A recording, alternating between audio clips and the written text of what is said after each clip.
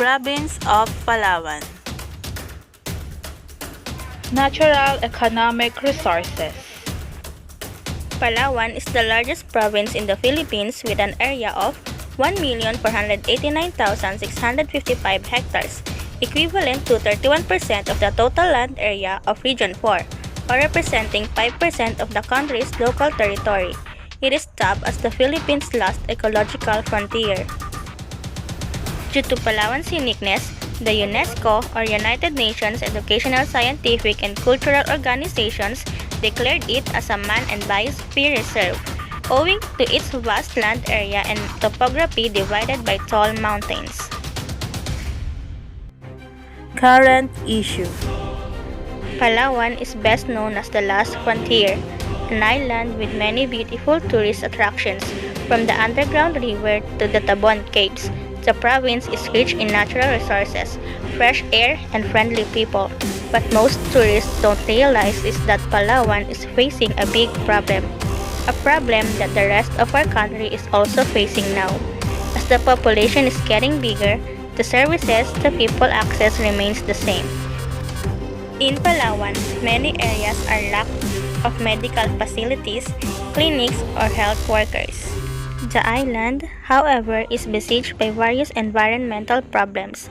Illegal logging, mining, and quarrying, slash and burn agriculture, and illegal wildlife trade are just some of its major threats. Conversion of forest into agroforestry, plantations, and road constructions that passes through virgin forest are also being blamed for the environmental degradation of the province. People in Palawan, where poverty incidence remains high, are also highly dependent on the province's natural resources. Timber poaching, cutting of trees for fuel and making charcoal, catching animals and birds for food, and for the pet trade are some of the biggest challenges facing Palawan. It is unfortunate that Palawan, a province rich in natural wealth, remains poor, with people going hungry and forced to do illegal activities at the expense of the environment. The three most contentious issues in Palawan today seem to have ended not on the side of environmental protection. These include the removal of 5 protected areas in the coverage of the expanded National Integrated Protected Area System, the co-management agreement between the provincial government and the Department of Environmental and Natural Resources, and the division of the Palawan into 3 provinces. While the petition only focuses on the Acacia Tunnel, the long stretch of highway covered by the project also implies that hundreds, even thousands of roadside trees across the province may have to be felled, making some species of animals and plants lose their habitat. Angeles City, Pampanga. Natural economic resources. Angeles City, before it was known as such, was but a small settlement led by Captain Mayor of San Fernando, Don Angel Pantaleon de Miranda. It was named as Culiat, which name derived from a woody vine that was abandoned in the area at that time. People who inhabit the place were the Negrito tribesmen. Barrio Culiat continued to be part of San Fernando for 33 years.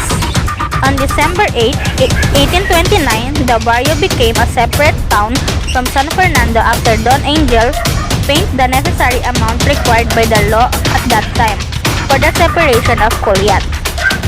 The name of the town was changed to El Pueblos de los Angeles in honor of its patron Saint Holy Guardian Angels and to the name of its founder Don Angel. Current issue. Angeles City, Pampanga, Philippines, a Catholic university with the largest student population in Central Luzon, has modified its teaching system and enforced it once the government lifts the extended enhanced community quarantine. Mayor Carmelo Lazatin Jr. leads the launching of Puso Center, a 3-in-1 health center in Angeles City, Pampanga, on Thursday, Feb 27, 2020. The facility will offer dental treatment, minor surgery, and animal bite treatment free of charge, especially for indigents and marginalized families in the city. Indigent residents in this highly urbanized city can now avail of free medical and other health care services from the Puso Center here, which was formally opened. Mayor Lazatin said that the center's priority is the well-being of Angeleños, especially those who belong to indigent Angeles and is one of the marginalized families.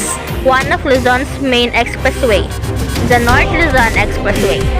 The city's central location and strategic placement along the expressway makes different areas of Luzon easily accessible to Angeles residents by land.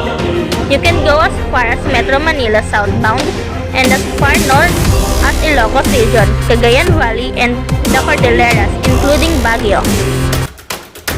The municipality of Angat, Bulacan. The water at Angat Dam in Norzagaray town, this province, has risen above its minimum operating level of 180 meters. Record from the Provincial Disaster Risk Production Management Office of Bulacan showed that its water elevation as of 8 a.m. Monday rose to 182.8 meters. However, this is still 29.92 meters below the ideal water level of 212 meters by the end of the year to be able to supply sufficient water to Metro Manila by early next year. Angat Dam supplies 97% of the domestic water needs of residents in the metropolis and the primary source of irrigation for Bulacan's rice lands and some parts of Pampanga. There are tourist spots found in Angat that help the residents to make an income. The Baguio of Bulacan Hilltop, Bitbit River, the Gawad Kalinga Enchanted Farm,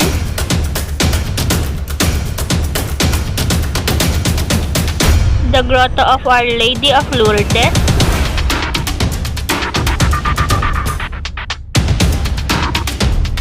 Madlum Cave, Mount Manalmon,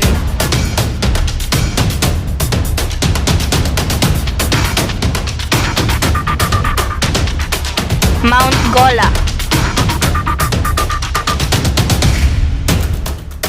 Pinagreyalan Cave, Verdivia Falls. Current issues.